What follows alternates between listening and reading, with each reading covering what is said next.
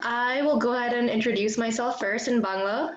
That's my native language, and that's also the country. Bangladesh is the country that International Language Movement is from. আমার নাম নিয়ন্তা। শুভ সন্ধ্যা। আমরা সবাই আজকে একসাথে হয়েছি 21শে ফেব্রুয়ারির জন্য, 21শে ফেব্রুয়ারি উপলক্ষে। Welcome to Ekushey February, International Mother Language Day. My name is Nadia Q Ahmad, and my pronouns are she as well as they. I'm the president of the International Student Council and the vice president of the Bangladeshi Student Association at Utah State University. Like Willie mentioned earlier, just some overview of Zoom etiquettes. Keep your mics off, please, while someone is talking, and you can keep your camera on, but just make sure that the background isn't distracting. I want to tell you guys a little bit about the root of International Mother Language Day. So it has its roots in Bangladesh. Up to the 70s, when Bangladesh was known as East Pakistan, Bangladeshis faced extreme efforts to assimilate to West Pakistani culture and basically abandon our language, which is Bangla, in favor of Urdu, which was the national language at the time. The Bengali language movement came to a head in 1952, when the Pakistani leadership again reiterated that only Urdu would be the official language of Pakistan. This declaration caused a really big uproar in East Bengal, understandably, and led to the declaration of widespread protests to be held on 21st February, which, so we are hosting this event on Tuesday, on 23rd, but the actual Mother Language Day was on 21st February, which was Saturday, right? Yeah. In response to the protests, the Pakistani government prohibited the gathering of more than 3 people at a time. Notwithstanding, students defiantly began gathering on the morning of February 21st at the University of Dhaka, where my father actually was an economics professor, side note, and faced off with armed police who waited for them. Police fired tear gas to ward off students as they attempted to break through police lines and arrested several students. These arrests sparked further protests, with demonstrators gathering at the East Bengali Legislative Assembly seeking to have their voices heard by the politicians. During an attempt to storm into the legislature, several student protesters were shot and killed by police. In the days following, a number of additional activists were shot dead, including a 9-year-old boy, by police. Demonstrators continued for weeks, with beatings and political arrests were really common at the time. Forever remembered as the language martyrs of February 21st are Abdul Salam, Rafiquddin Ahmed, Abul Barkat, Abdul Jabbar, Shafiur Rahman Ahiullah, Abdul Awal, and an unnamed victim. They were honored with the erection of the Shohid Minar Memorial in Dhaka.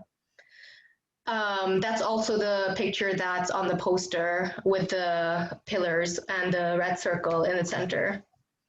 The Bengali language movement continued to gain momentum after for years after the event, and eventually catalyzed the rise of nationalist movements in East Bengal, leading to the Declaration of Independence known as Shadhinata Dibosh, sorry, I said that really fast, on March 26th. The brutal liberation war that followed finally gave rise to a free and independent country, Bangladesh, and declared on Vijay Dibosh, which is on December 16, 1971. It was first announced by UNESCO on 17 November 1999, International Mother Language Day, and it was formally recognized by the United Nations General Assembly with the adoption of the UN Resolution 56 by 262 in 2002. For more information, please visit the Bengali story behind International Mother Language Day. That's the name of the publication, Bengali Story Behind International Mother Language Day, published by Tarun Rahman, and it's on Medium. And I can also put this in the chat for everyone. So Willie Palomo will be moderating the event today and be introducing the readers. Thank you so much, Nianta. Yekteutak, Nutukai Willie, Nutukai Palomo, Nikpia Nuchan, Tik Salt Lake County, Ne Ikman Talpe, Ne Italiu, Shoshone, Ute, Goshu, Wampayu. My name's Willie Palomo. Good afternoon. I wanted to start my portion off with a quick land acknowledgement. Utah Humanities acknowledges that the lands we call Utah are on the ancestral homelands and a crossroads for Native peoples, including Utah's 8 federally recognized Native nations and other unrecognized Native communities. As a state institution, we recognize that we are irrevocably tied to Utah's history of colonization, land grabs, massacres, slavery, and disenfranchisement from Mormon colonization, the Termination era, and beyond. We recognize the erasure of Native histories, cultures, and knowledge in humanities organizations across the state, most notably public schools. We recognize that Native communities are still recovering from and resisting against these harms, and we understand that equity is the act of dismantling structural barriers preventing historically marginalized groups, including Native communities, from accessing the wealth of what the humanities has to offer. With this statement, we recommit ourselves to serving Native communities throughout Utah by sharing our resources and working in partnership to provide programming and educational activities centering Native communities and faithfully representing and educating others about the wealth of Native cultures and humanities. Right here we have Larry Sesspooch. Before I introduce Larry, I'm actually gonna play a bit of Jacob Crane's drum group. Jacob Crane is from the Arrows Journey Indigenous Initiative, and we were lucky enough to get a recording of his drum group. So I'm gonna, once Neonta gives me the power to share my screen, I'm gonna share the screen and the sound so that we can play the drum for you.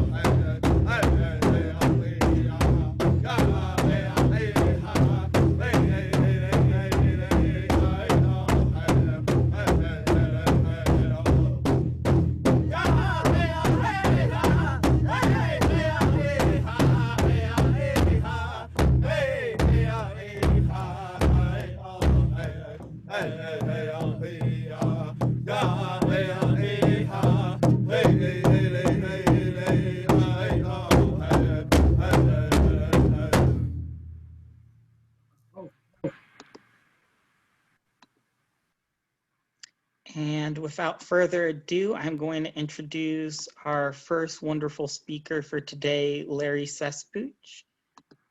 One second. Larry is a youth storyteller and spiritual leader who uses film, music, and storytelling to convey his stories. He grew up on the Uinta Ouray Ute Reservation in northeastern Utah. He is a Vietnam veteran. After the service, he attended the Institute of American Indian Arts for his AA, then went to Anthropology Film Center for his BA, both in Santa Fe, New Mexico. Larry maintains a sweat lodge holding bi-weekly ceremonies and is one of the spiritual leaders for his Nutchu Ute people. Larry has been involved with the protection of Bears Ears National Monument. Sesspooch is often called by his native community to give invocations for many public events, the 68th United Nations Civil Society Conference, Utah Indigenous Day and Month, and many more. Thank you so much for being with us right now, Larry. Yeah, Siwayul on Iberanike, International Mother Language Day. No Usti. I'm glad to be here with you and grateful to be a part of this evening. Our Basani Kapani storytelling is what I do. My grandmother, she is the one who told me these stories, and I've retained them all these years, and other people tell me stories as I tell my stories. They tell me new ones, so it's always growing and adding on, and so I'm very happy that way. Our Native people, that was the way we handed down our history and knowledge, was through oral tradition. And songs and what have you are all the same. It's through our ears and our eyes and our mouth. This is a big computer here that remembers everything. And this is what we retain at Nuapaga, that Ute language. And those times that we had stories that were more important, we put those on the rocks for rock writing. Our Ute people are seen many times as horses. We were the first to acquire the horse from the Spaniards. And you'll see bear paws, because the bear is our animal totem that takes care of our people, has given us his medicine, and we have an annual bear dance that you're all welcome to in the spring. The spring is when we celebrate it. It's our new year, the first thunder of every year. And then that's when we have our bear dance, and we come together and dance back and forth as the bear showed us. Utah is named after our Ute people. Spaniards called us Utah when they came. And when it came time for Utah to be named, it was the Y on the Utah was dropped and just Utah was retained. So it's named after our Ute people. Our storytelling, Basni Kapani, goes way back. Our old people back in those days, we lived in teepees, and so we didn't have a big screen TV. We'd come in with the remote control and click on and watch Netflix or whatever. And so we had storytellers. We'd invite a storyteller, Peke, Takakai, and they'd feed him. And after he ate, then everybody would settle down. Back in those days, we didn't have popcorn, but we did have dried meat, jerky that we passed around, and everybody ate the dried meat and listened to the stories. And once anybody started to get sleepy, then that was it. The storyteller would say, a wuss, and that would be the end of the stories. Today, I'm going to share a story with you. It's about Yagovitz, who is the coyote. Coyote is a trickster of many stories. He's the one who always takes the brawn and teaches us lessons. And so I'm gonna get my coyote on here.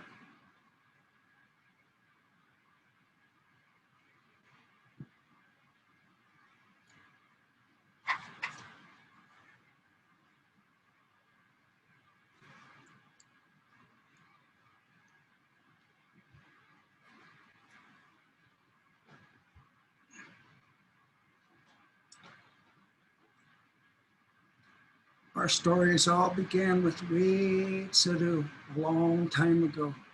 Yagovich Benike, Suwa Uchichu. We've seen the bluebirds. They were doing something. They would throw something in the air and then they'd fly and they'd catch it.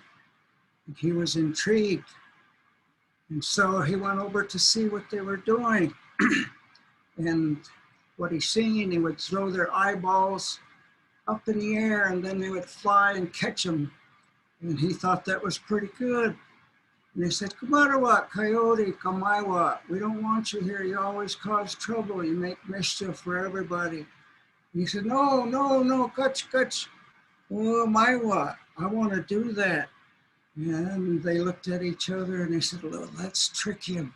We'll trick him. So they told Yagovich, get your eyeballs out, Yagovich. So he reaches way inside and he pulls out his eyeballs. And they said, okay, juggle them, Coyote. And he started juggling them and juggling them. And they said, no, higher, higher. And he threw them higher. And when he did, they came and snatched his eyeballs. Now he couldn't see. Kapunina, Kapunina. And he was walking around on his hands and just trying to figure out where he was. And he came across Uijach. Uijach is a mouse. He said, little mouse sister, can you help me? Kapunina, I've got no eyes. And she looked at him and with pity, she says, I'll give you my eyes, Coyote Yagovich. So she gave him his eyes, her eyes. And now he could see, but it was so small from the mouse's perspective. And he would walk around like a mouse and go just a little ways. And he said, oh, I can't live like this. I can't live like this. Come my way. And so he runs into Douch, the buffalo. And he says, oh, my relation, I need your help, Kaponina. I lost my eyes, the bluebirds, they came and they stole them. And Doubt says, well, since you're so pitiful, I'll give you my eyes. So he takes out his big eyes and he gives them to Coyote. Coyote puts them in. Now he can really see all over. He's got the buffalo's perspective. Now he can see good, but it's too big.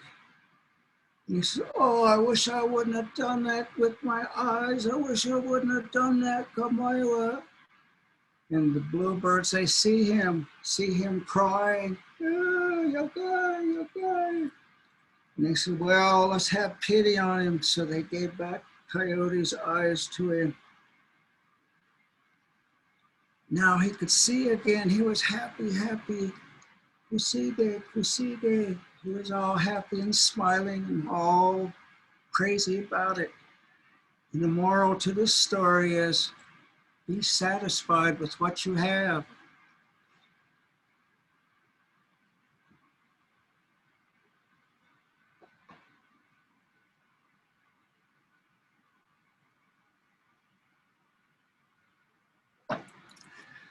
This is my coyote.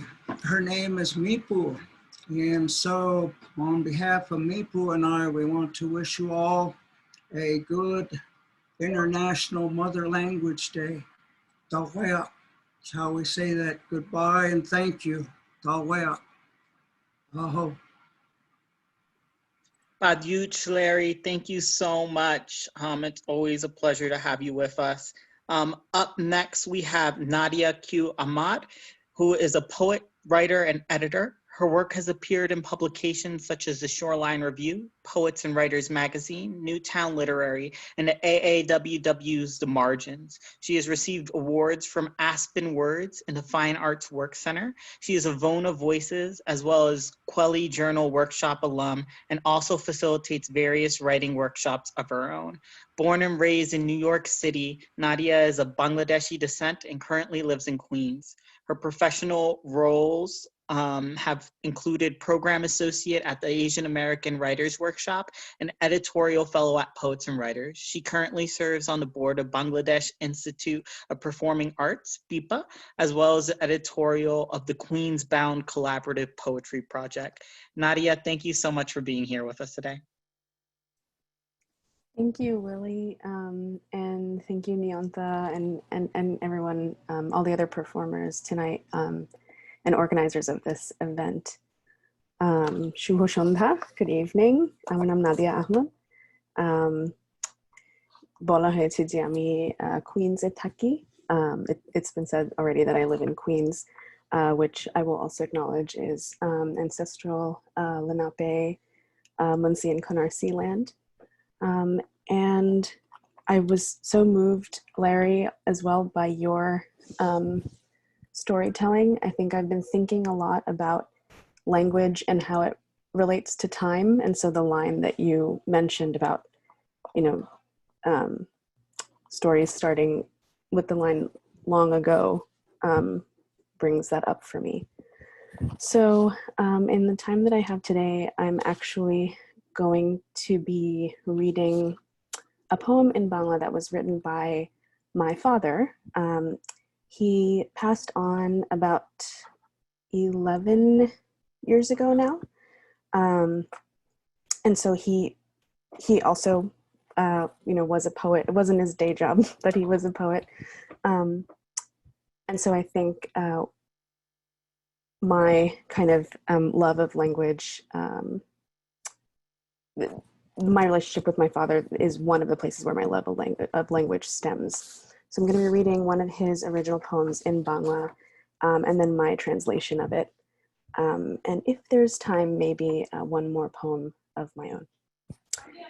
This is called Ekti Dupur Jodi Dite Paro by Qazi Faisal Ahmad.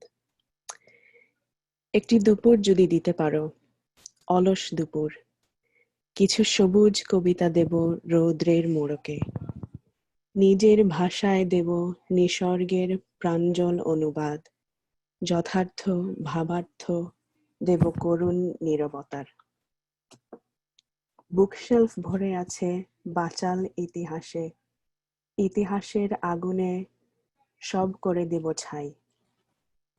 দরজার ওপাশে কেন প্রবেশ নিষেধ, প্রমাণ সহ ব্যাখ্যা দেব তার। একটু আলো আজ জেলে দেব নিষিদ্ধ আধারে, যেখানে শিঙা হাতে ইসরাফিল মহড়ায় রত। বড় বেশি তাড়াহুড়া এই জনপদে, ছেঁড়া পালকের মতো বাতাসেই ভাসি। দিন যায় অস্থির, আধো জাগা মহাবিষ্ট রাত, জীবন খুঁটিয়ে দেখার এক দন্ত নেই অবসর। একটি দুপুর যদি দিতে পারো, অলস দুপুর, কিছু দুরন্ত কবিতা দেব প্রথম প্রেমের। সময় ও শূন্যতা জুড়ে উদাস বাতাস, নীলে নীলে ভরে দেব কবিতার আকাশ। সূর্যের আগুনে পুড়ে জ্বলন্ত অবসরে, গড়ে দেব আমি তার ছন্দের নূপুর। একটি দুপুর যদি দিতে পারো, অলস দুপুর। I'm a little nervous because I don't know what he would have thought of my recitation and pronunciation, but I hope it's all right. Much less my translation. So here goes. If you could give me an afternoon by Qazi Faisal Ahmad. If you could give me an afternoon, a lazy afternoon, I'd offer you some green poems wrapped in parcels of sunlight. In my own words, I'd have a lucid translation of the universe and the exact meaning of a sad silence. The bookshelf is full of babbling histories. I'd cast everything into the fire of time, turning it to ash. I'd build you the proof for the mystery of why it's prohibited to enter that door. I'd shed a little light today on that impermissible darkness, where Israfil is busy practicing to sound the final trumpet. There's so much hurrying in this city. I float on the wind like a torn feather. The days go by restless, half awake, hypnotizing nights, not even a second off to carefully observe life. If you could give me an afternoon, a lazy afternoon, I'd give you some mischievous poems of young love. With listless breezes across both time and emptiness, I'd fill the sky with the blue of poetry. In this leisure, burning bright in the sunlight, I'd craft the anklets that tap out the rhythms of this time. If you could give me an afternoon, a lazy afternoon. And I think I have a couple of minutes, so I will, and also to the moderators, please stop me if I don't. But this last poem of mine shouldn't take long. It's also, a lot of the work that I have is a hybrid of Bangla and English, which are the two languages that I grew up, like so many of us who grew up in kind of hybrid situations. Those are the two that I grew up with. This is called Stretching Strength. Stretching Strength. 74th and Roosevelt. A voice cracks next to me. Apu, stretcher karone strong hobe. Sister, you will be stronger for the stretching. I don't turn my head, but imagine the first woman touching the arm of the second. True enough, I think, and the muscles around my knees tense with understanding. But then my memory bends, and I hear my mother, who has been teaching me since I was 5, to stand up again, even though you scraped your shins on the jagged, pebbled sidewalk. These days, when she notes to me sometimes the pains blooming in her own body, she lays a foundation of resilience too, and stresses the last part of the word stress, packs it like she's chewing down on gum, turns it in her alchemy to stretch. Stretcher karone strong hobe. Stresser karone strong hobe. You will be stronger for the stress. I'd read an article by a poet and writer a few weeks before that offered translation as not a funnel, but a sieve, as an art about the rough-hewn meaning that shapes the world. I look down. On the sewer grate is the word foundry, the same one from a colleague's word scramble game we unjumble every day. I look up, foundry, a place where metal or glass is melted and formed into particular shapes. Isn't that stress? Isn't that stretching? The Jackson Heights corner, this concrete, this metal, so hard on us all, because such is our hardness and such is our strength. Thank you. Thank you so much, Nadia. Up next is someone I am extremely grateful for. Her name is Petrona Xemi Tapepechul de Bullshields, and she is a two-spirit transgender woman from Kuskatan, the land known internationally as El Salvador. She is the mother of the first US-born Nawat Tagatsani, or Nawat speaker from birth. She is on the Council for National Association of Indigenous Salvadorans, UNIS International. She trained at the National Conservatory of Dramatic Arts and has been featured on various DC theater productions, including Angel Rose Artist Collective, a group she founded in 2015, and she interprets and translates Spanish and English professionally and studies various oral and sign languages, including Nawat and Salvadoran Sign Language, 2 languages found only in El Salvador that are considered at risk. With her work with UNIS International, her goal is to revitalize the Lenca Potan, Pisibi Kakawira, and Maya Chorti languages in the Salvadoran community and diaspora. She is the 2018 champion of the Ask Rayceen Show annual poetry slam competition, 2018 Hispanic Heritage Legacy Award from the Latino GLBT History Project, 2019 40 Under 40 Queer Woman of Washington by the DC Mayor's Office of LGBTQ Affairs, the DC's Mayor Office of Women's Initiatives, and the Washington Blade, the 2019 Engendered Spirit Award from Capital Pride Alliance, Engendered Spirit, I am so sorry, that's the 2019 Engendered Spirit Award from the Capital Pride Alliance and the 2019 DC Mayor's Art Award winner for writing. Follow her on social media at Xemi Siwayul. I'll go ahead and put that in the chat. And one of the reasons I'm so grateful for Xemi is that because of her, I get the opportunity to study the language of some of my Indigenous ancestors. Xemi, you're up next. Thank you so much for being here. Susulpayus, Willie. Yektayua muchia mehemet, nahanitugai Petrona Xemi, nusuntugai Tapepechul ipalbo shields, naha nikpia nuchan, tik chukulatechan, neik mantalyu pal ne chinamik Piscataway, Iquachtugai, Chocolate City, Washington, D.C.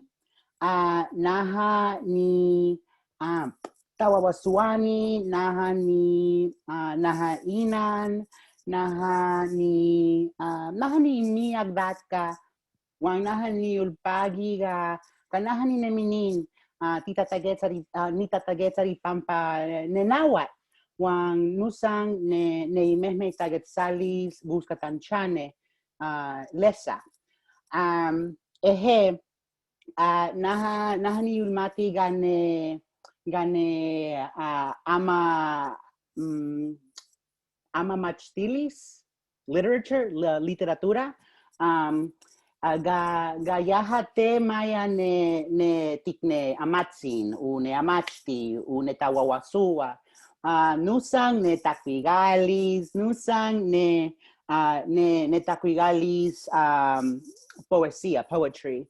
Wang ang nahanigpia seta wawasuo ganaha ni Chiuki, wang nusan nigpia se takwigalis ga nunan Nansing Anastasia Lopez gayaha tawawasunusan. Nahanuguskia gichiwo daka ang nang. Speak English. Good evening, everyone. My name is Petrona Xemi Tapepechul de Bullshields. I have my home in Washington, D.C., or rather, I have my home in Chocolate City, which is known as Washington, D.C., which is the ancestral land of the Piscataway people. I'm a writer, I'm a mother, I do a lot of different stuff. And I believe that literature is not just written. Literature also includes music. It also includes things that are not written. And tonight I have to share with you all some work that I have written, but I also have to share with you some work by a very special elder of mine named Nansing Anastasia Lopez. Some music by her that is not was not originally written. It's now written because many of us that know now what we can write, and so it's written now. But it was originally not written, and I believe that literature is much more than just the written word. It is also oral tradition, and this is part of the oral tradition that has been passed down to me by Nansing Anastasia, and passed down to the Salvadoran diaspora and to the folks in El Salvador as well. And yeah, so I don't remember what I said at the very end, but I'm gonna begin. Enigmatiga nahainak kananinak namin nahanipewaang nahanikpia sese monologue isel tawawasua ihtiknu mawiltilis amatsin Siwayulu. Siwayulu, Heart of a Woman. Wang ini poema, ini monologo, gipia se ikman Siwayulu, gayaha tagetsa iwang ne audiencia, ne chinami.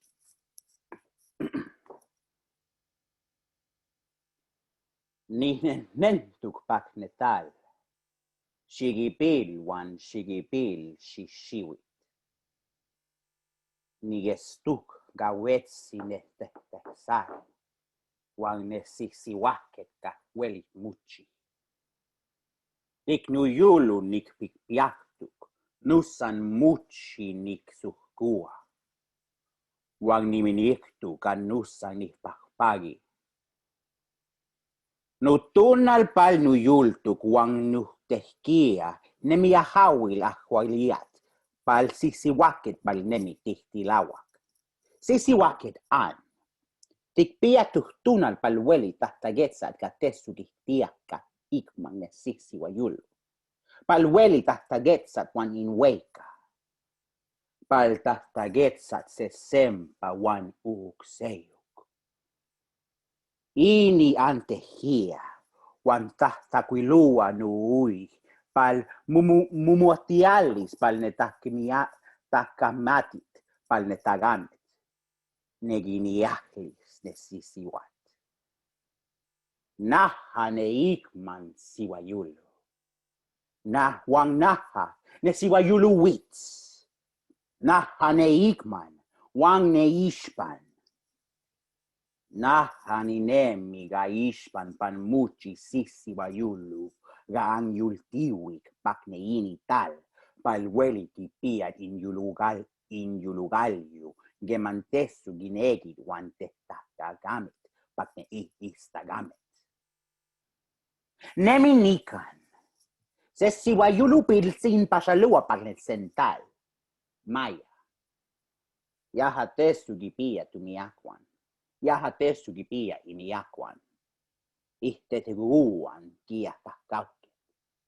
Yaha pasalua tikneuhuhti tahtayua. Yaha genayamiak Siwayulu kihtetenetuak gahkie la waktuk. Kihtetene waktuk gahgihtuhtamiaktuk. Tikgihtene waktuk. Siwayulu. Iyulu. Pal siwat. I have a couple of poems, or rather monologues, that are from my play, Siwayul, Heart of a Woman. And this monologue that I'm going to share with you, it follows Siwayul. She is an ancestor of, she is the ancestor, the representation of all transgender women that have passed and that are no longer with us.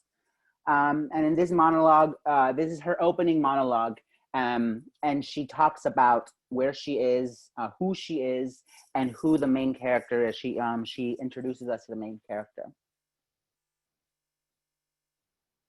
I've been wandering this earth for thousands upon thousands of generations. I have witnessed the fall of tyrants and the rise of great femmes. I have lived through pain. I have lived through joy. My power and truth are gifts passed down to femmes in resistance. Femmes today use these powers to connect with the ancestors, connect with themselves, connect with each other. This truth brings light to the shadows of the bitter anguish brought on by the supremacy of masculinity, the hate of femmehood. I am the descendant and the ancestor. I am the past and the future.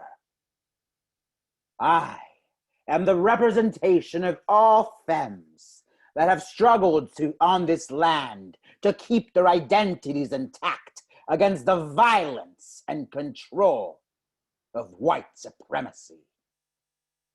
Here, a young trans femme wanders the world alone.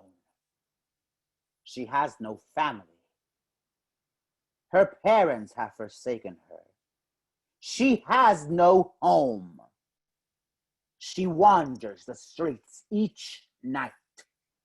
She, like many like her, is cursed to be forgotten, cursed to be disowned, cursed to be Siwayul, heart of a woman.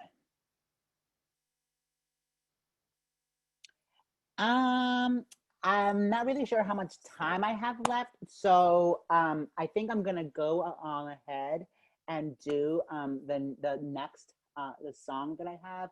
Tenik mati geski tempo nahanikpia so nahani netaquigalis. Ini taquigalis ipal nanting Anastasia Lopez Lopez wang itugay shushigisa ang nanawat. Ini taquigalis ipampa nanawat wang geng nanawat shushigisa tik muchi nesental. Naha susul no gusto ini taquigalis, naha nigmati ga ini taquigalis se iskalyu pal nutunal. Wang nusang ne iskalyu pal nutamat tiluyan. Ini netaquigalis. Se ume ye. Shushigisang nenawat. Shushigisang nenawat. Shushigisang nenawat. Shushigisang nenawat. Shushigisang nenawat.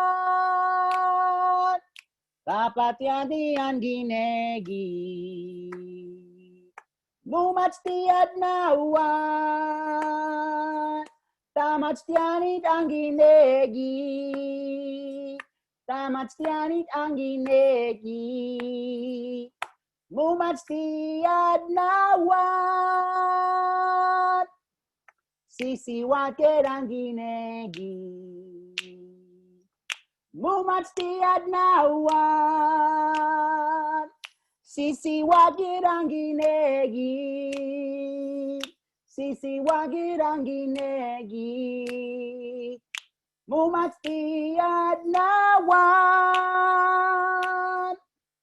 Nepipipil ang ginegi. Mumat tiad nawat. Nepipipil ang ginegi.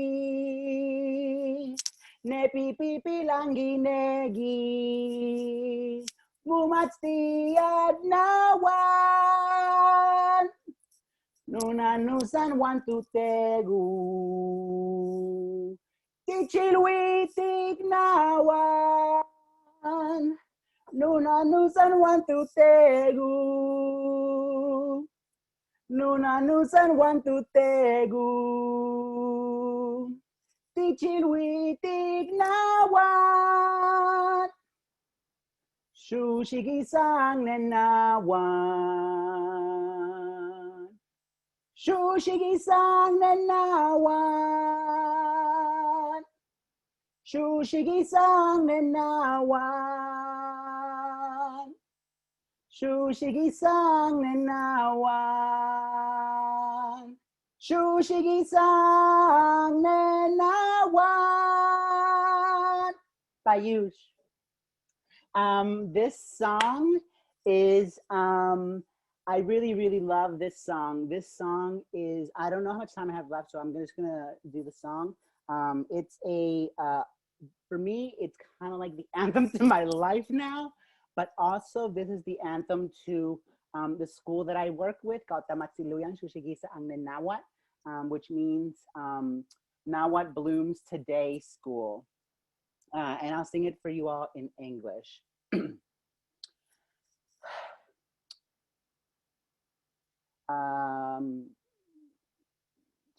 Nawat blooms today. Nawat blooms today. Nawat blooms today. Nawat blooms today. Now what blooms today? The doctors, they want to learn now what. The teachers, they want to. The teachers, they want to learn now what. The women, they want to learn now what.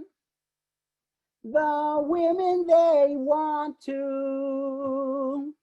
The women, they want to learn now what.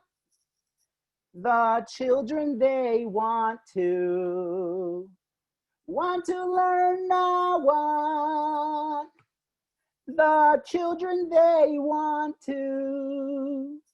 The children, they want to learn now what. My mother and my father, they spoke to me in Nawat. My mother and my father, my mother and my father spoke to me in Nawat. Shushigi-san, Nawat blooms today. Nawat blooms today. Nawat blooms today. Nawat blooms today. Nawat blooms today. Susul Payush, Muchia Mehemet. Susul Payush. Susul Payush, Willie, one Utah Humanities, one Ukseyuk, Semputsuthuk. Thank you, everybody. Thank you, Willie. Thank you, Utah Humanities, and the other groups that are involved as well. Shipanu Yek, well, we already passed. Well, Shipanu Yek, ini yul taget, ini tanestuk palne yul taget salis. I hope everyone has a very great Mother Tongue Day. Payush. Payush, Shemi, Payush, thank you so much. We have one more reader up on the schedule for y'all today. And her name is Jenny Anonto Bernadette. She is a civil engineering scholar and literary artist from Dhaka, Bangladesh. She possesses a deep love for the Rabindra Sangeet and enjoys singing in her free time. Thank you so much for being here with us today, Jenny. You're up next. So this is Neonta. I will share the English version, the text of what Jenny is going to read out while she's reading. Jenny, তুমি যখন ready আমাকে বলো, আমি share করব. হ্যাঁ, ঠিক আছে. Thank you, Neonta. Thank you, Willie. And welcome everyone this wonderful evening. সবাইকে শুভ সন্ধ্যা, এই সুন্দর সময় আমরা সবাই একসাথে হলাম. So today I am reading a short story that is of Rabindranath Tagore. He is one of the Nobel laureate in Bengali literature. So the story is about a little kid. He left his mother left just after he born. Okay, so the writer, he resembled the kid with a tree. That tree was alone and was trying to endure. Okay, so I'm going to start. Neonta, আমি শুরু করছি.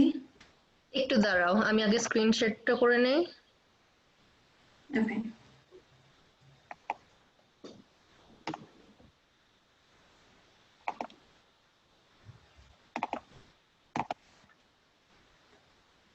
Can you all see that? Jenny, দেখতে পাচ্ছো? I can see that. Mute কর. Okay, thank you. বলাই মানুষের জীবনটা পৃথিবীর নানা জীবের ইতিহাসের নানা পরিচ্ছেদের উপসংহারে। এমন একটা কথা আছে, লোকালয়ে মানুষের মধ্যে জীবজন্তু প্রচ্ছন্ন পরিচয় পেয়ে থাকি, সে কথা জানা। বস্তুত আমরা মানুষ বলি সেই পদার্থকে, যেটা আমাদের ভিতরকার সব জীবজন্তুকে মিলিয়ে এক করে নিয়েছে। আমাদের বাঘ গরুকে এক খোয়ারে দিয়েছে পুড়ে, ওহি নকুলকে এক খাঁচায় ধরে রেখেছে। যেমন রাগিনী বলি তাকেই, যা আপনার ভিতরকার সমুদয় সারেগামাগুলোকে সঙ্গীত করে তোলে। তারপর থেকে তাদের আর গোলমাল করবার সাধ্য থাকে না। কিন্তু সঙ্গীতের ভিতরে এক একটি সুর অন্য সকল সুরকে ছাড়িয়ে বিশেষ হয়ে ওঠে। কোনোটাতে মধ্যম, কোনোটাতে কোমল গান্ধার, কোনোটাতে পঞ্চম। আমার ভাইপো বল্লাই, তার প্রকৃতিতে কেমন করে গাছপালার মূল সুরগুলোই হয়েছে প্রবল। ছেলেবেলা থেকেই চুপচাপ চেয়ে চেয়ে দেখায় তার অভ্যেস, নড়ে চড়ে বেড়ানো নয়। পূব দিকের আকাশে কালো মেঘ স্তরে স্তরে স্তম্ভিত হয়ে দাঁড়ায়, তার সমস্ত মনটাতে ভিজে যাওয়া যেন শ্রাবণের গন্ধ নিয়ে ঘনিয়ে ওঠে। ঝমঝম করে বৃষ্টি পড়ে, ওর সমস্ত গা যেন শুনতে পায় সেই বৃষ্টির শব্দ। ছাদের উপর বিকেল বেলাকার রোদ্দুর পড়ে আসে, গা খুলে বেড়ায়, সমস্ত আকাশ থেকে কি যেন একটা সংগ্রহ করে নেয়। মাঘের শেষে আমেল বোল ধরে, তার একটা নিবিড় আনন্দ জেগে ওঠে ওর রক্তের মধ্যে। একটা কিসের অব্যক্ত স্মৃতিতে ফাল্গুনে পুষ্পিত শালবনের মতোই ওর অন্তর প্রকৃতিটা চারদিকে বিস্তৃত হয়ে ওঠে, ভরে ওঠে, তাতে নানা একটা রং লাগে। তখন ওর একলা বসে বসে আপন মনে কথা কইতে ইচ্ছে করে। যা কিছু গল্প শুনেছে সব জোড়াতাড়া দিয়ে। অতি পুরনো বটের কোটরে বাসা বেঁধে আছে যে এক জোড়া অতি পুরনো পাখি, ব্যঙ্গমা ব্যঙ্গমী, তাদের গল্প। ওই ডেবা ডেবা চোখ মেলে সর্বদা তাকিয়ে থাকা ছেলেটা বেশি কথা কইতে পারে না, তাই ওকে মনে মনে অনেক বেশি ভাবতে হয়। ওকে একবার পাহাড়ে নিয়ে গিয়েছিলাম। আমাদের বাড়ির সামনে ঘন সবুজ ঘাস পাহাড়ের ঢাল বেয়ে নিচে নেমে গিয়েছে। সেটি দেখে ওর মন খুশিতে ভরে ওঠে। ঘাসের আস্তরণটা একটা স্থির পদার্থ তা ওর মনে হয় না। ওর বোধ হয় যেন এই ঘাসের পুঞ্জ একটা গড়িয়ে চলা খেলা, কেবলই গড়াচ্ছে। প্রায় তারই ঢালু বেয়ে সে নিজেও গড়াতো। সমস্ত দেহ ঘাস হয়ে উঠত, গড়াতে গড়াতে ঘাসের আগায় ওর ঘাড়ে সুরসুরি লাগতো, আরো খিলখিল করে হেসে উঠত। রাত্রে বৃষ্টির পরে প্রথম সকালে সামনের পাহাড়ের শিখর দিয়ে কাঁচা সোনা রঙের রোদ্দুর দেবদারু বনের উপরে এসে পড়ে। ও কাউকে না বলে আস্তে আস্তে সে দেবদারু বনের নিস্তব্ধ ছায়াতলে একলা অবাক হয়ে দাঁড়িয়ে থাকে, গা ছমছম করে। এইসব প্রকাণ্ড গাছের ভেতরকার মানুষকেও যেন দেখতে পায়। তারা কথা কয় না, কিন্তু সমস্তই যেন জানে। তারা সব যেন অনেক কালের দাদামশাই, এক যে ছিল রাজাদের আমলের। ওর ভাবে ভোলা চোখটা কেবল যে উপরের দিকেই তা নয়, অনেক সময় দেখেছি ও আমার বাগানে বেড়াচ্ছে মাঠের দিকে কি খুঁজে খুঁজে। নতুন অঙ্কুরগুলো তাদের কোকড়ানো মাথাটুকু নিয়ে আলোতে ফুটে উঠছে, এই দেখতে তার ঔৎসুক্যের সীমা নেই। প্রতিদিন ঝুঁকে পড়ে তাদেরকে যেন জিজ্ঞেস করে, তারপরে তারপরে তারপরে। ওর চির অসমাপ্ত গল্প, সদ্য গজিয়ে ওঠা কচি কচি পাতা, তাদের সঙ্গে ওর কি যে একটা বয়স্য ভাব তা ও কেমন করে প্রকাশ করবে। তারা ওকে কি একটা প্রশ্ন করার জন্য আকুপাকু করে। হয়তো বলে, তোমার নাম কি? হয়তো বলে, তোমার মা কোথায় গেল? বলায় মনে মনে উত্তর করে, আমার তো মা নেই। কেউ গাছের ফুল তোলে, এটা ওর বড় বাজে, আর কারো কাছে ওই সংকোচের কোনো মানে নেই। এটাও সে বুঝেছে, এই জন্য ব্যথাটা লুকোতে চেষ্টা করে। ওর বয়সের ছেলেগুলো গাছে ঢিল মেরে মেরে আমলকি পারে, ও কিছু বলতে পারে না, সেখান থেকে মুখ ফিরিয়ে চলে যায়। ওর সঙ্গীরা ওকে খেপাবার জন্য গাছের ভেতর দিয়ে চলতে চলতে ছড়ি দিয়ে দুপাশের গাছগুলোকে মারতে মারতে চলে। ফস করে বকুল গাছের একটা ডাল ভেঙে নেয়। ওর কাঁদতে লজ্জা করে, পাছে কেউ পাগলামি মনে করে। ওর সবচেয়ে বিপদের দিন যেদিন ঘাসিয়ারা ঘাস কাটতে আসে, কেননা ঘাসের ভিতরে ভিতরে প্রত্যহ দেখে বেরিয়েছে এতটুকুটুকু লতা, বেগুনি হলদে নামহারা ফুল, অতি ছোট ছোট, মাঝে মাঝে কন্টিকারি গাছ, তার নীল নীল ফুলের বুকের মাঝখানিটিতে ছোট্ট একটুখানি সোনার ফোঁটা। বেড়ার কাছে কাছে কোথাও বা কালো মেঘের লতা, কোথাও বা অনন্ত মূল। পাখিতে খাওয়া নিম ফলের বিচি পড়ে ছোট ছোট চারা বেরিয়েছে, কি সুন্দর তার পাতা। সমস্তই নিষ্ঠুর নির্ণি দিয়ে নিড়িয়ে ফেলা হয়। তারা বাগানের শৌখিন গাছ নয়, তাদের নালিশ শুনবার কেউ নেই। এক এক দিন ওর কাকির কোলে বসে বসে তার গলা জড়িয়ে বলে, ওই ঘাসিয়াকে বলো না ওরা যেন আমার গাছগুলো না কাটে। কাকি বলে কি যে পাগলের মতো বকিস, ও সব যে জঙ্গল, সাফ না করলে চলবে কেন? বলায় অনেকদিন পরে বুঝতে পেরেছিল কতগুলো ব্যথা আছে যা সম্পূর্ণ ওর একলারই। ওর চারদিকের লোকের মধ্যে তার কোনো সাড়া নেই। এই ছেলের আসল বয়স কোটি বৎসর আগেরকার দিনে, যেদিন সমুদ্রের গর্ভ থেকে নতুন জায়গা পঙ্কস্তরের মধ্যে পৃথিবীর ভাবী অরণ্য আপনার জন্মের প্রথম ক্রন্দন উঠিয়েছে। সেদিন পশু নেই, পাখি নেই, জীবনের কলরব নেই, চারদিকে পাথর, পাক আর জল। কালের পথে সমস্ত জীবের অগ্রগামী গাছ সূর্যের দিকে জোর হাত তুলে বলছে, আমি থাকবো, আমি বাঁচবো, আমি চিরপথিক। মৃত্যুর পর মৃত্যুর মধ্য দিয়ে অন্তহীন প্রাণের বিকাশ তীর্থে যাত্রা করব রৌদ্র বাদলে, দিনে রাত্রে। গাছের সেই রব আজও উঠছে বনে বনে, পর্বতে প্রান্তরে তাদেরই শাখায় পত্রে ধরণীর প্রাণ বলে বলে উঠছে, আমি থাকবো, আমি থাকবো। বিশ্বপ্রাণের মুখধাত্রী এই গাছ নিরবচ্ছিন্ন কাল ধরে দুলোকে দহন করে। পৃথিবীর অমৃত ভাণ্ডারের জন্য প্রাণের তেজ, প্রাণের রস, প্রাণের লাবণ্য সঞ্চয় করে, আর উৎকণ্ঠিত প্রাণের বাণীকে অহর্নিশে আকাশে উচ্ছ্বসিত করে তোলে, আমি থাকবো। সেই বিশ্বপ্রাণের বাণী কেমন একরকম করে আপনার রক্তের মধ্যে শুনতে পেয়েছিল ওই বলাই। তাই আমরা খুব হেসেছিলাম। একদিন সকালে একমনে খবরের কাগজ পড়ছি, বলাই আমাকে ব্যস্ত করে ধরে নিয়ে গেল বাগানে। একটা জায়গায় একটা চারা দেখে আমাকে জিজ্ঞাসা করলে, কাকা এই গাছটা কি? দেখলুম একটা শিমুল গাছের চারা বাগানের খোয়া দেওয়ার রাস্তার মাঝখানে উঠেছে। হায়রে, বলাই ভুল করেছিল আমাকে ডেকে নিয়ে। এতটুকু যখন অঙ্কুর বেরিয়েছিল, শিশুর প্রথম পরপ্রলাপটুকুর মতো, তখনই এটা বলাইয়ের চোখে পড়েছে। তারপর থেকে বলাই প্রতিদিন নিজ হাতে একটু একটু করে জল দিয়েছে। সকালে বিকালে ক্রমাগত ব্যগ্র হয়ে দেখেছে কতটুকু বাড়লো। শিমুল গাছ বাড়েও দ্রুত, কিন্তু বলাইয়ের আগ্রহের সঙ্গে পাল্লা দিতে পারে না।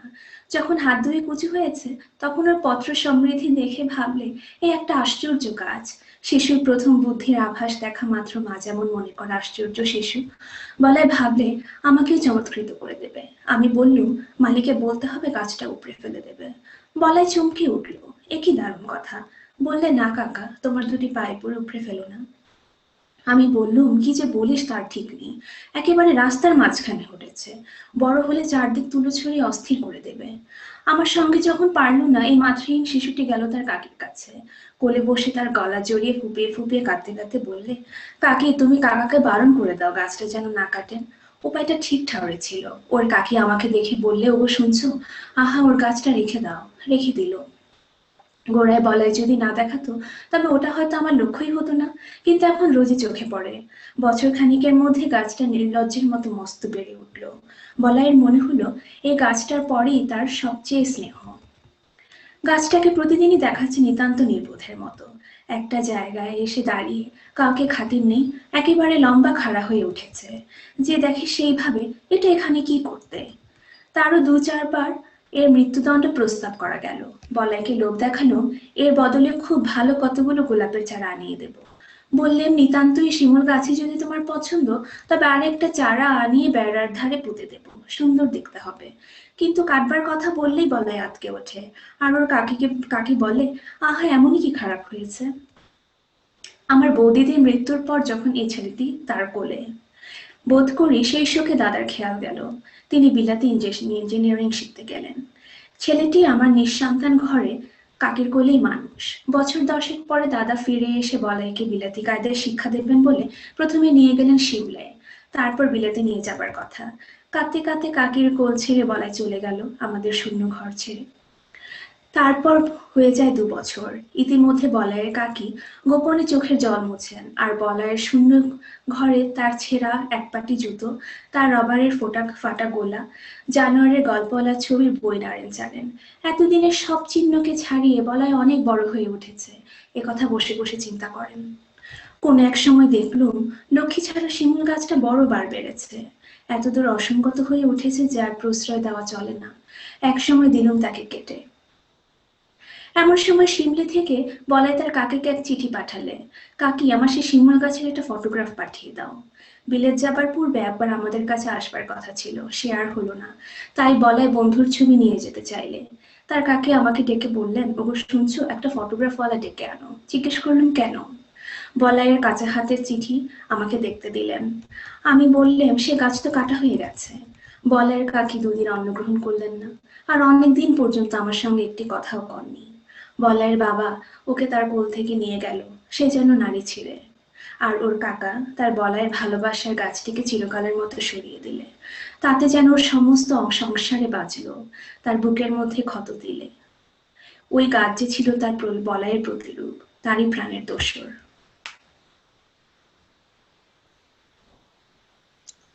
Thank you so much, Jenny. It's so wonderful to be able to read the words alongside it and hear the beautiful Bangla, especially for the length of this short story. Thank you so much. Thank you so much. Up next, I'm going to be introducing our moderator for the Q&A. His name is Muazzam Ali Rind, and he's from Sindh, Pakistan. Sindh culture dates back almost 8,000 years ago from the Indus Valley civilization. His native mother tongue is Sindhi, and he can speak Urdu, English, and Hindi fluently. He can also read Arabic. At USU, he is a graduate student at Civil Engineering and Civic and Environmental Engineering School, and serving as Vice President of the Sports and Service in USU International Student Council. He loves the outdoors, specifically hiking, river rafting, and snowshoeing. Please go ahead and ask your questions in the chat, and Muazzam will take it away. Thank you, Willie. So I appreciate, first of all, everyone to join us. And let's start with a very open-ended question. Is like, what do you think is the major challenges your native languages are facing today, and how we can play our role in the survival of those languages? So I would request our presenters first to give their opinion if they want, and afterwards anyone can jump in and try to share his ideas.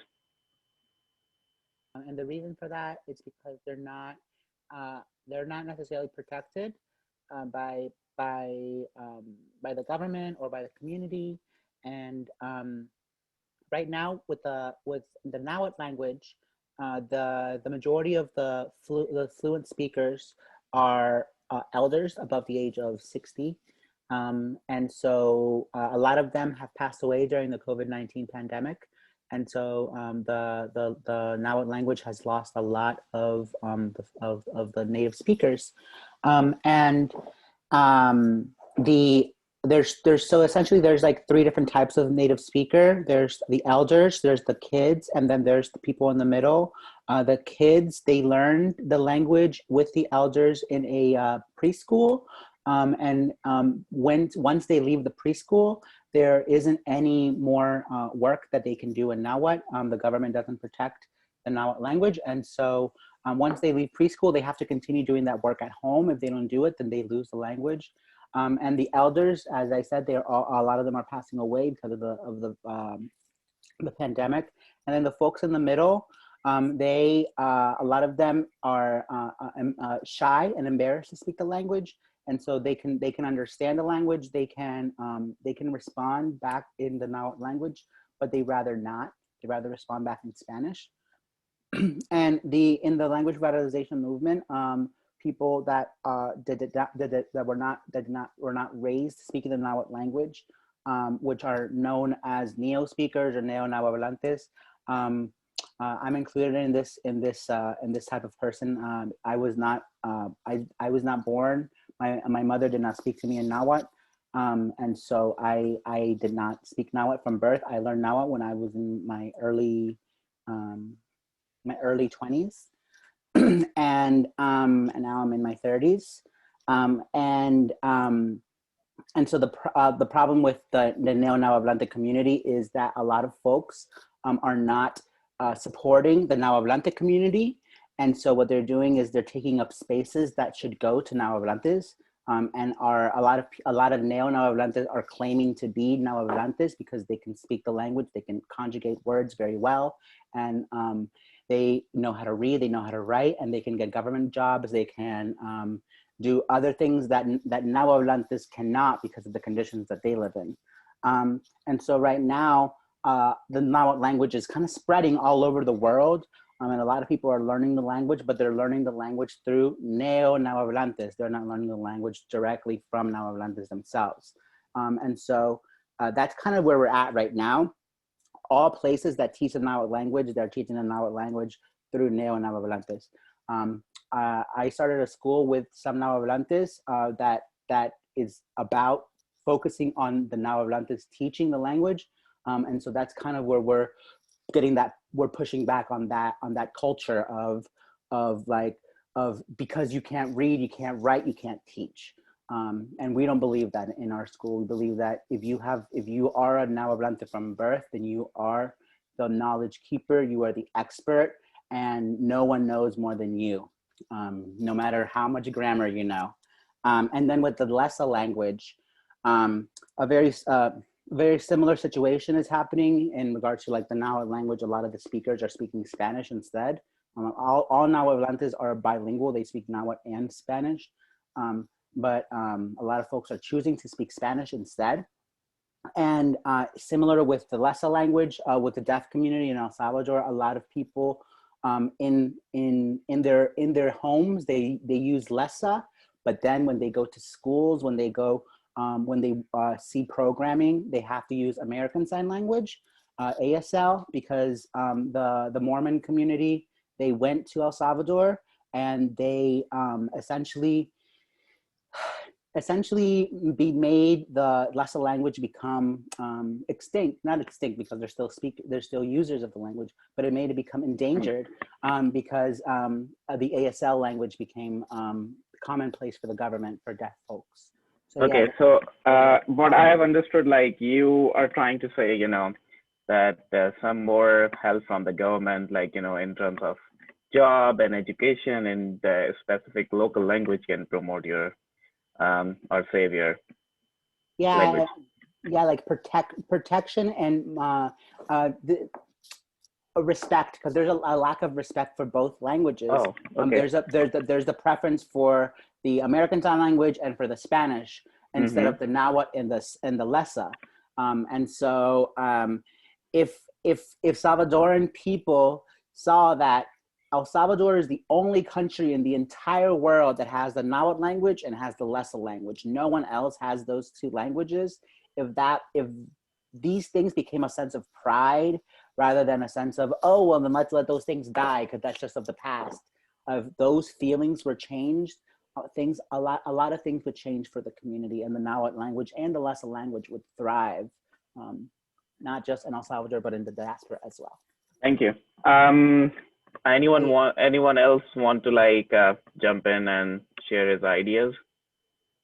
Like, I don't know, like if I can talk about my language, it's like, it is thriving. People used to, talk Sindhi all the time in my part of the country. But the thing is like the influence from English or other languages like Urdu, which is like kind of a national language in Pakistan. So that's why people get influenced and try to use word mixing Sindhi and Urdu and English. So that makes like the original Sindhi language vulnerable.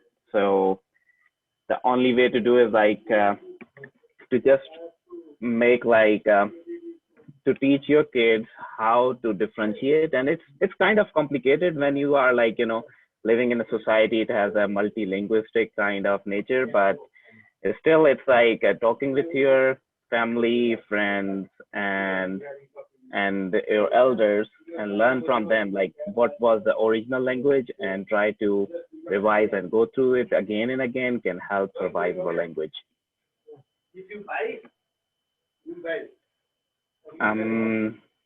I haven't received any other questions or anything. It looks like we are good. Anyone, Nayanta, you want to conclude, or I can? Hi, so I actually have a question. I have a question for Larry. My question, I was super fascinated by your Fox. I loved the whole presentation, your whole story. Well, my first question is kind of basic. I'm wondering if your fox was taxidermied, because when it first came on, I couldn't tell if it's a real fox or not. And my second question is, what has your experience been like telling stories at different events and places? And what would you say your favorite part is about that? I studied theater in college, so I really appreciated seeing, just the interdisciplinary like mixing of storytelling and acting and literary writing. It just looked really fun for me to observe. So I'm sure you had a lot of fun too while you were doing it. So yeah, I just kind of like want to learn about your experience of storytelling and how you got into it as well. Sure.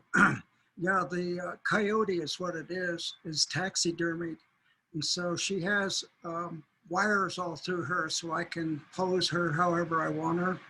And then I've got little strings attached to her tail that I just shake my arm and makes the tail wiggle. So when I bring her out of her kennel, when I do storytelling, I'm wired with mics, wireless mic, and so I'm making sounds like it's alive. So when I bring it out, everybody goes, and they back off, and even adults. And so it's a lot of fun. I'm always looking for props to use in my stories. I've only been doing this for like 15 years, maybe 20.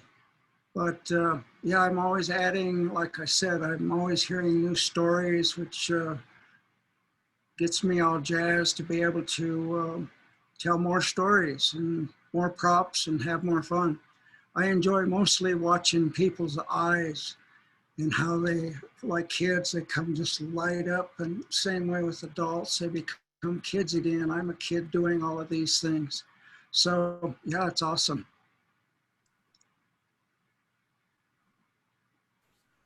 I just have a comment, if I may. I'm listening to Petrona Xemi's comments as well as Larry's, and I think like one way that I'm thinking about them together is it makes me think of how important it is for language to be participatory, and for all of the sort of, for everyone who is participating in a language at whatever form, has to feel like an agent of it. Otherwise, like to answer the first question, like otherwise it kind of dies off. And something that I thought was really important that, we talked about was this idea of shame, and how these spaces like this one allow people who are living in kind of multilingual or hybrid situations, like me or anyone else on the panel or anyone else in the audience too, to come through and say, it's okay that I might have messed up, a particular pronunciation, but I will keep participating and I will keep getting it the next time. And so I think if that, that like pride, of course, is intrinsic to so many people's experiences of their language, but if it isn't encouraged, then it's a lot harder for other people to recognize it as well. So I really appreciated all of the comments, and Larry, even what you're saying about the eyes, and how people are reacting. It is just, it's a feedback loop. Language is not only spoken, but it's heard, and then spoken again, and then heard again, and spoken again. So it's that cyclical nature that I think is really coming up for me as I listen to everyone speaking. What I do in some of my storytelling is I speak the language and I have them repeat it. And so they're learning the language, especially young preschool kids. I go to all the schools and also like a couple days from now, I'm going down to Snow College and do some storytelling. So everybody likes it, and me too, so great. If I can ask one question of all our panelists right now, I think I'm stealing Nionta's question, but I'm going to ask it anyway. What's the part of your native language that you love the most?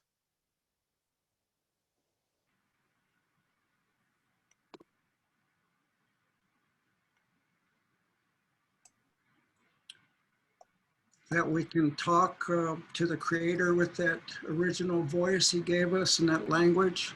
And he's always there, always hears us and follows through. Special gift. This sounds cliche, but I think just the fact that it sounds like music to me. Thanks.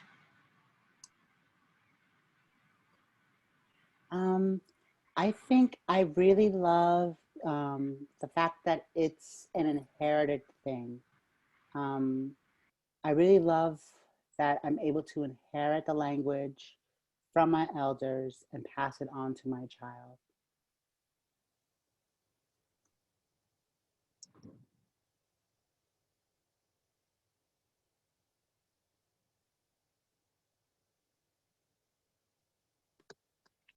Do we have any other questions before we get to wrapping up?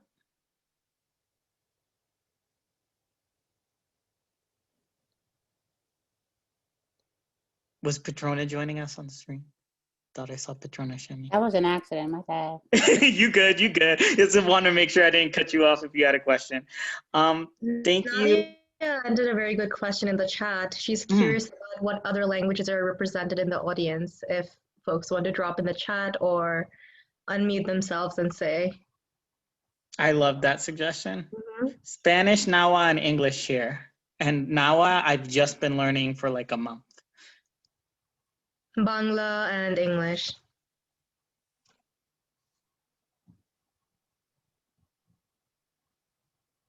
Fluently, I can speak English, Spanish, and Nawat. I am a student of American Sign Language and Lessa, as well as Munsi, which is indigenous language from the lands known as Canada and New Jersey / New York, AKA Lunape. The baby is super cute. I'm super glad Petrona Xemi put the baby on screen. So I speak Bengali and English, and I want to add up that it's our responsibility to keep our language flowing, right? So in our life and like our children, so I think this is how we can keep a language alive in the world, because languages are struggling.